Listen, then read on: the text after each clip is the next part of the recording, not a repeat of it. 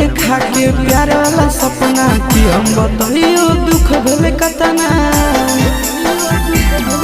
हर कुछ दिन देखा के प्यार वाला सपना कि हम बताइयो दुख भेले कतना। ओकरे चलती बाबू के पैकेट से पैसा वो चोर लिया रे मोरा अखिया नींदो नहीं। ओकरे चलती बाबू के पैकेट से पैसा वो चोर लिया रे मोरा अखिया नींदो नहीं। से हो रे छोड़ी के दोसर ले ले जाए रे मोरा अखिया नींदो नहीं। से हो रे छोड़ी के दोसर ले